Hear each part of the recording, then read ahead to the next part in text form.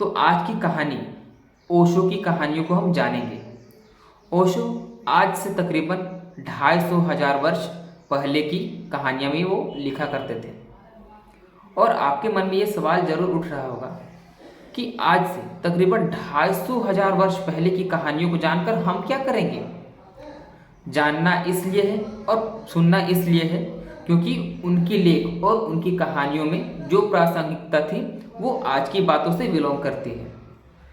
वो 250 वर्ष जो बातें और कहानियाँ लिखा करते थे वो आज की कहानियों और बातों के जो समस्याएं हैं वो आज से मैच करती हैं, इसलिए उनको जानना हमें चाहिए। तो आइए उसकी कहानियों को हम लोग सुनते हैं। सिकंदर और यूनान के एक प्रसिद्ध फकीर रहते हैं डायोजनीज। इन्हीं के बीच में ये कहानियाँ चलती हैं। किनके बीच? सिकंदर और यूनान के एक प्रसिद्ध फकीर डायोजनीज के बीच में ये कहानी चलती है।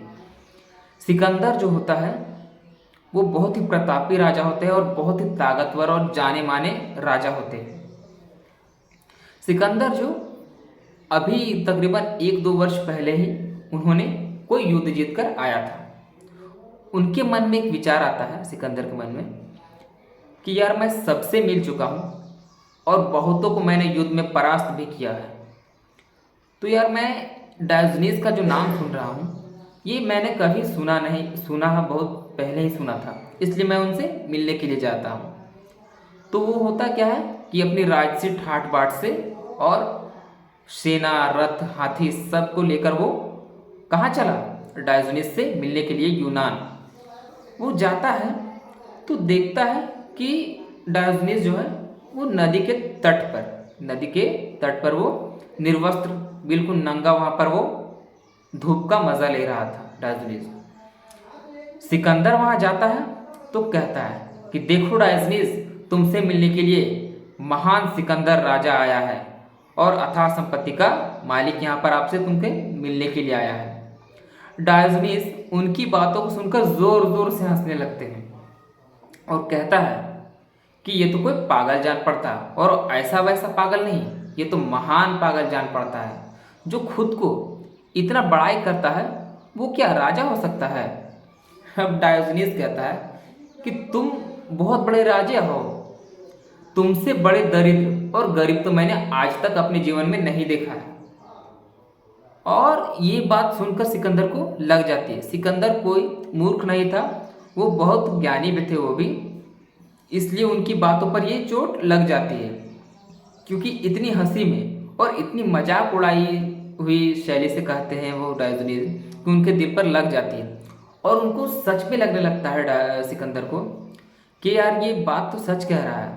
बोलता कि क्यों, तुम्हें ऐसा क्यों लग रहा है? सिकंदर कहता है डायोजनीज से कि तुम्हें ऐसा क्यों लग रहा है? डायोजनीज कहता है कि जरा सोचो, तुम एक राजा हो, तुम्हारे पास सब कुछ रहते हुए भी तुम्हें और भी बहुत कुछ चाहिए, और मैं एक भिखारी हूँ, मेरे पास कुछ ना भी होते हुए मुझे अभी कुछ नहीं चाहिए।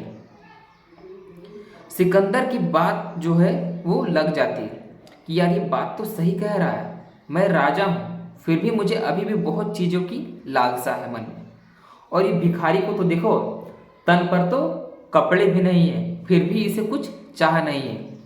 सिकंदर बोलता है डायोजनीज से मिलकर कि तुमसे मिलकर बहुत खुशी हुई, मांगो, मैं तुमसे खुश हूँ, तुम मुझसे कुछ मांगो डायोजनीज, क्योंकि समुद्र के 7वें गर्भ में अगर कोई चीज़ है तो वो सिर्फ मैं ही तुम्हें लाकर दे सकता हूँ।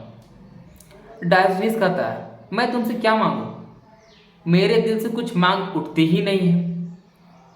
कहता है कि नहीं नहीं, मुझसे आपको कुछ ना कुछ तो लेना ही पड़ेगा। कहता है कि मैं ले तो लूँगा, लेकिन पहले ये बताओ कि मैं मांगता किसी से नहीं हूँ। बोलता अरे महाराज अब बस हो भी गया, अब ले लो। कहता है डायोजनीज कि पहले मुझे कुछ तुम बोलो, कुछ बताओ और अपने बारे में मुझे कुछ जानकारी दो। ये डायोजनीज सिकंदर से पूछ रहा है जो कि एक बहुत बड़ा जाने माने राजा थे। कहता है सिकंदर कि तुम मुझे नहीं जानते हो?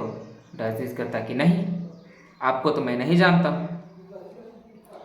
सिकंदर को उनसे बातें कर कर कर इतनी मज़ा आ रहा था और वो इतने उनसे प्रेरित हो गए थे कि सिकंदर बोल उठा कि अगली बार अगर मुझे परमात्मा जन्म दे, दूसरी जन्म दे, तो मैं परमात्मा से कहूँगा कि मुझे इस बार सिकंदर ना बना, मुझे डायोजनीस बना।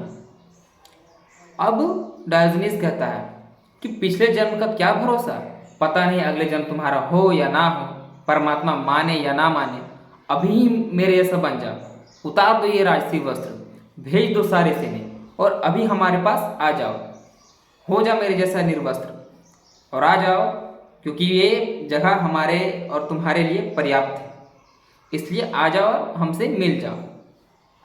कहता है कि ठीक है मैं तो हो जाऊंगा, लेकिन अभी तक आपने हमसे कुछ मांगा नहीं है। डायोजनीस कहता है कि चलो तुम जिद कर ही रहे हो तो मैं तुमसे मांग लेता हूँ, मुझे मेरी धूप वापस दे दो। सिकंदर कुछ समझ नहीं पाया कि यार ये धूप क्यों मांग रहा है। डायोजनीस कहता है जरा सामने से साइड हो जा, तुमने मेरी धूप रोक रखी है।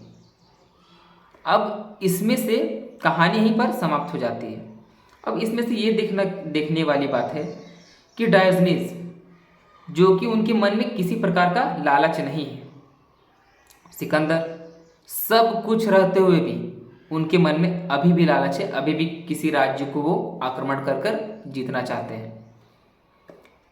इस कहानी से हमें यही सीख मिलती है कि हमारे मन के अंदर में लालच नहीं होनी चाहिए, हमें डायोजनीस की तरह होने चाहिए, क्योंकि कुछ ना भी होकर भी हमें बहुत खुश होना चाहिए, जिनसे हमें अपनी दीनता का अनुभव ना हो पाए। कहानी आपको कैसा लगा ये कमेंट बॉक्स में ज़रूर बताएं, और ओशो की ये कहानियाँ भी आपको ज़रूर पसंद आई होगी। वीडियो को पूरा देखने के लिए आपका बहुत बहुत धन्यवाद, और इसी तरह का वीडियो हम मज़ेदार वीडियो आप लोग के लिए हमेशा बनाते ही रहते हैं। तो हमारे चैनल को भी सब्सक्राइब करें और अपने दोस्तों को भी, अपने फ्रेंड्स को भी ये वीडियो शेयर करें। तब तक के लिए धन्यवाद।